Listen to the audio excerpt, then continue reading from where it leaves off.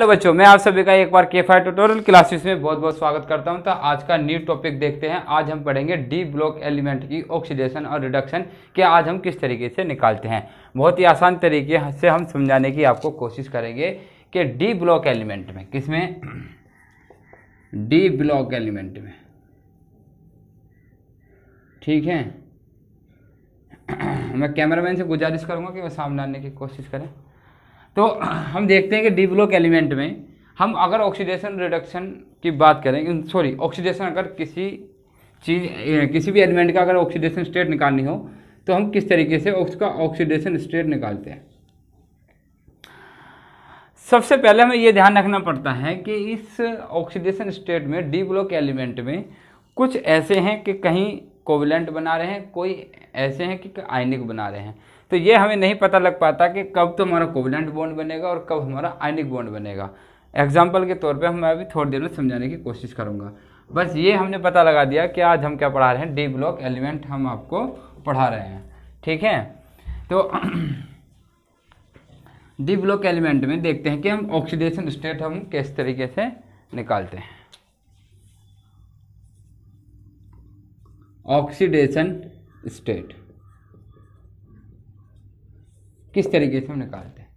सबसे पहले में आसान तरीका ये याद रखना है कि जब हम डी ब्लॉक एलिमेंट में जब हम इलेक्ट्रॉन की कॉन्फ़िगरेशन करते हैं तो जो एस सब शेल है, क्या है, एस या एस सब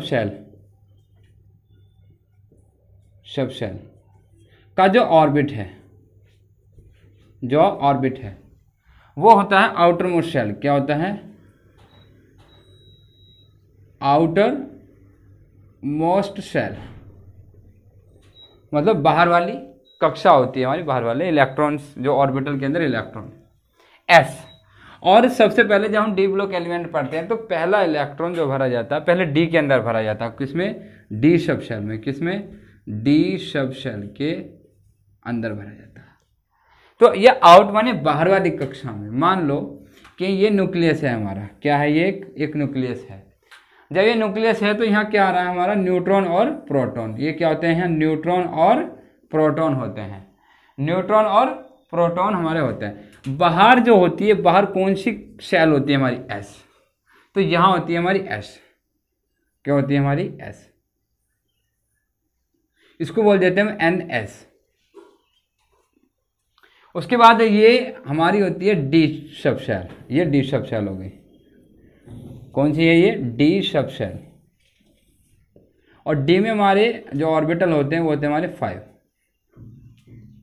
ठीक। अब क्या करते हैं कि पहले जो इलेक्ट्रॉन भरा जाता है वो डी में भरा जाता है, उसके बाद भरा जाता है हमारा एस में। अब एस में, एस हमारा हमेशा फुलफिल्ड होता है, एक्सेप्शन छोड़ दें अगर हम क्रोमियम और अगर कॉपर की बात करते हैं तो उसमें एक एक इलेक्ट्रॉन आता है, उसका भी मैं बताऊंगा। लेकिन इसमें एक इलेक्ट्रॉन आते हैं। अब क्या होता है, कोई भी मेटल होता है, अगर कोई मेटल है, क्या है, मेटल की टेंडेंसी होती है कि 2 इलेक्ट्रॉन को वो लेगा।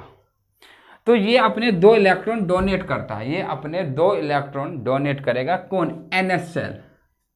अब ये अगर 2 इलेक्ट्रॉन अपने डोनेट करता है, क्या करता है, डोनेट। अगर ये डोनेट कर रहा है तो मतलब 2 इलेक्ट्रॉन इसने दे दिए। अगर जिसको भी दिए इसको बोलते हैं हम आयनिक। अगर एनएस सब शेल से अगर हमारे इलेक्ट्रॉन डोनेट होते हैं तो यहाँ हमारा बनता है आयनिक बॉन्ड। क्या उनसे बनता है, आयनिक बॉन्ड। आयनिक बॉन्ड में अगर समझे तो यहाँ एक लोन पेयर है, ये एक लोन पेयर यहाँ हमको दिखाई दे रहा है, एक लोन पेयर। लेकिन हम ये देख पा रहे हैं कि ये जो न्यूक्लियस है, न्यूक्लियस से ये वाली शेल दूर है और डी वाली बहुत ही पास में है, क्लोज टू न्यूक्लियस। इसको बोलते हैं हम क्लोज टू न्यूक्लियस। जो डी है, डी का मतलब हो गया हमारा 3D। 3D का मतलब हो गया n-1 इंटू डी वाली जो शेल है वो न्यूक्लियस के बहुत ज़्यादा पास में है। इसकी वजह से एट्रैक्शन बहुत ज़्यादा होगा, मतलब इनके बीच में जो बॉन्डिंग होगी, एट्रैक्शन, मोर एट्रैक्शन होगा। कैसा होगा, मोर एट्रैक्शन होगा हमारा। ठीक, अब इसमें जो इलेक्ट्रॉन भरे जाते हैं हमारे 1 2 3 4 और 5 के भरे जाते हैं। सपोज डेट अभी मैं एक एग्जांपल ले लेता हूं, स्कैंडियम 21 नंबर देते हैं Sc। तो जब हम इसकी इलेक्ट्रॉन कॉन्फ़िगरेशन करते हैं तो ये हमारा भरा जाता है 3d1 और 4s2। ठीक है, तो सबसे पहले हम इसी का एग्जांपल लेते हैं कि D में कितने इलेक्ट्रॉन है 1, तो ये 1 हो गया है। ऐसे ले लेते हैं D में 3d, ये 3d है, 3d के अंदर हमारा एक इलेक्ट्रॉन है, मैंने एक इलेक्ट्रॉन यहाँ भर दिया, और ये S सब शेल है, इसके अंदर मैंने 2 इलेक्ट्रॉन भर दिया। अब होता क्या है, ये अपने 2 इलेक्ट्रॉन डोनेट कर देता है। तो स्कैंडियम जो है हमारा +2 ऑक्सीजन, अगर 2 इलेक्ट्रॉन इसने दे दिए तो ये जो ऑक्सीडेशन स्टेट है, ऑक्सीडेशन स्टेट हमारा +2 भी दिखाता है, जनरली दिखा सकता है। लेकिन अब ये एक इलेक्ट्रॉन यहाँ हुआ है, अब इस एक इलेक्ट्रॉन को क्या करना है, ये हाईली अनस्टेबल है। क्या है ये?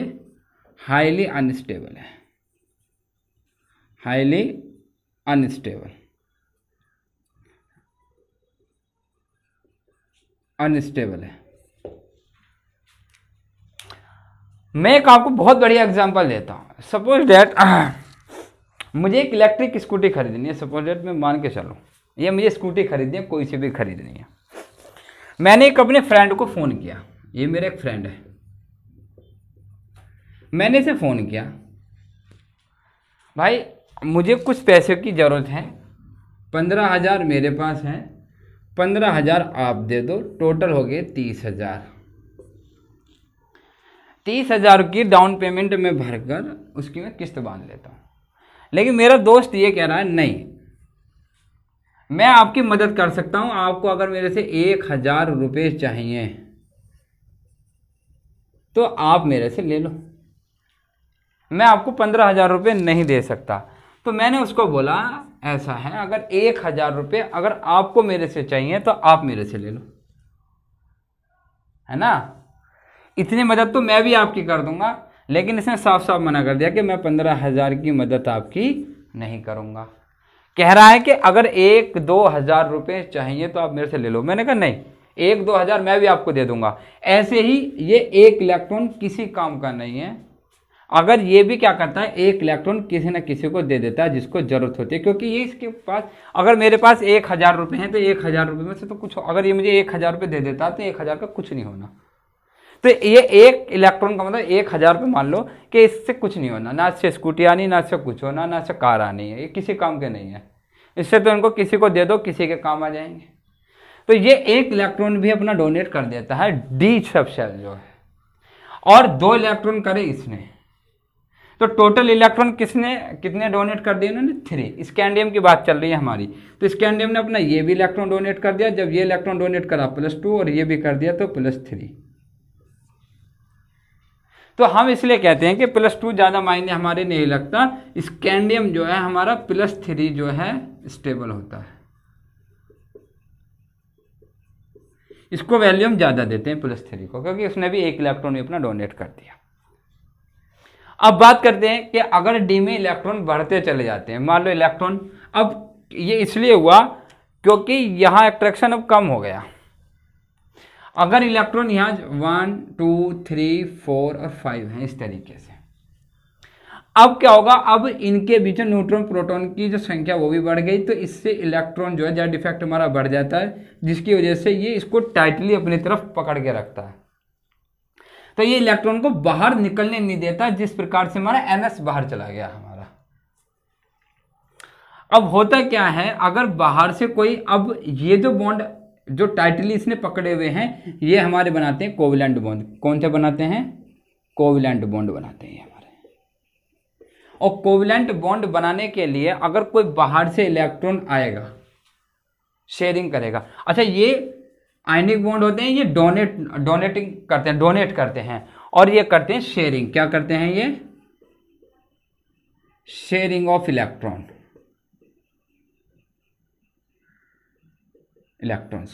ये इलेक्ट्रॉन की शेयरिंग करते हैं, ये इलेक्ट्रॉन को डोनेट करते हैं। जब इलेक्ट्रॉन को डोनेट करते हैं ये आयनिक होते हैं, ये शेयरिंग करते हैं तो ये कोवेलेंट बॉन्ड बनाते हैं। और कोवेलेंट बॉन्ड बनाते हैं किस वजह से बनाते हैं? मान लो कोई बाहर से एक इलेक्ट्रॉन आया यहाँ से और यहाँ आ गया, तो अब कोवेलेंट बॉन्ड में जब एक इलेक्ट्रॉन यहाँ से आया, शेयरिंग कर ली, तो यहाँ हमें एक लोन पेयर मिलता है। क्या मिलता है? एक लोन पेयर मिलता है। और लोन पेयर बॉन्ड जब हम वो स्ट्रक्चर वगैरह बनाते हैं, आपने देखा होगा लोन पेयर हमारा उस मॉलिक्यूल के अंदर जो है पार्टिसिपेट नहीं करता। आप पार्टिसिपेट नहीं करता है। अब यहाँ से देखें 1 2 3 4 यहाँ 4 लोन पेयर है हमारे अनपेयर्ड इलेक्ट्रॉन। क्या है यहाँ? 4 अनपेयर्ड इलेक्ट्रॉन हमारे यहाँ है। ऐसे फिर आएंगे, फिर बॉन्डिंग होगी, फिर बॉन्डिंग होगी, फिर बॉन्डिंग होगी। तो इसी प्रकार से हमारे 1 2 3 4 5 और 5 दूनी 10 इलेक्ट्रॉन यहाँ भर गए हमारे। तो इसका मतलब अब ये बॉन्ड नहीं बना पाएगा, अब ये बॉन्ड नहीं बना पाएगा। अगर इसका एक भी खाली होता तो यहाँ से ये हमारा बॉन्ड बना लेता। और बॉन्ड भी कौन सा बनाता? शेयरिंग ऑफ इलेक्ट्रॉन, जिसको बोलते हैं कोवेलेंट बॉन्ड बनाता है ये हमारा यहाँ से। अगर अब ये फुल फिल्ड हो गया, अब हाफ फिल्ड फुल फिल्ड दोनों स्टेबल होते हैं, और जो फुल फिल्ड होता है वो ज़्यादा स्टेबल होता है हाफ फिल्ड से। ठीक है, और इसका एक एग्जांपल ले लेते हैं। अगर फुल फिल्ड भरता है तो क्या होगा हमारा? जैसे हम एक एग्जांपल ले लेते हैं, इसको मैं साफ कर लेता हूँ, सभी बच्चे इसका स्क्रीनशॉट ले लेंगे। मैं इसको यहाँ से साफ कर देता हूँ। तो एक एग्जांपल लेते हैं हम जिंक का, जिंक Zn30 नंबर होता है इसका। तो जब हम इसकी इलेक्ट्रॉन कॉन्फ़िगरेशन करते हैं तो ये आता है 3d10 4s2। तो 3d10 10 में पूरे के पूरे फिल हो गए। तो डी वाले ये रहे जिसमें 10 इलेक्ट्रॉन मेरे आ रहे हैं, और एस में कितने आ रहे हैं? 2 इलेक्ट्रॉन आ रहे हैं। तो ये तो शेयरिंग, मतलब ये तो इलेक्ट्रॉन जो है बाहर जा नहीं पाएंगे, ये क्या करते हैं? शेयरिंग करते हैं। तो डी वाले तो शेयरिंग करेंगे, और एस वाले क्या होते हैं? डोनेटिव होते हैं। ये हमें डोनेट कर देंगे इस तरीके से। जब ये डोनेट कर देंगे तो Zn जो है हमारा, जो हमारा ऑक्सीडेशन स्टेट दिखाएगा Zn, वो कितनी दिखाएगा? +2।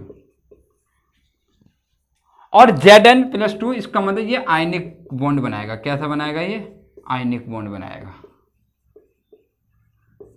ये कोवेलेंट बॉन्ड नहीं बनाता, बिकॉज डी जो ऑर्बिटल है, जो डी सबशेल है हमारी, वो कंप्लीटली फिल्ड है, फुल फिल्ड है। ये क्या है हमारा? फुल फिल्ड है। फुल फिल्ड है तो स्टेबल है। ठीक है, इस वजह से ये इलेक्ट्रॉन नहीं दे पाएगा, इसलिए हमारा ZnCl2 बनता है। ये एक आयनिक है, इस पे 2 प्लस आ जाएंगे और इस पे 2 माइनस आ जाएंगे। ठीक है, तो ये ऑक्सीडेशन स्टेट निकालने का एक रेंज है, मतलब किस तरीके से हम डी ब्लॉक एलिमेंट में जो ऑक्सीडेशन स्टेट बनती है उसमें कब आयनिक बनते हैं और कब कोवेलेंट बनते हैं। वेरी सिंपल, बाहर वाली शेल जो वो कैसा बनाती है? हमारी आयनिक बॉन्ड बनाती है, और ये हमारी कोवेलेंट बॉन्ड बनाती है। ये छोटा सा टॉपिक था जो मैंने आपको समझाने की कोशिश करी है। मैं आशा करता हूँ कि आप सभी को ये चीज़ समझ में आई होगी। नेक्स्ट वीडियो में मिलते हैं, और जिन बच्चों ने चैनल को सब्सक्राइब नहीं किया शायद सब्सक्राइब करें, बेल आइकन जरूर दबाएं ताकि हर एक वीडियो का नोटिफिकेशन आप तक पहुँच सके, और वीडियो को ज़्यादा से ज़्यादा शेयर करें। Thank you very much.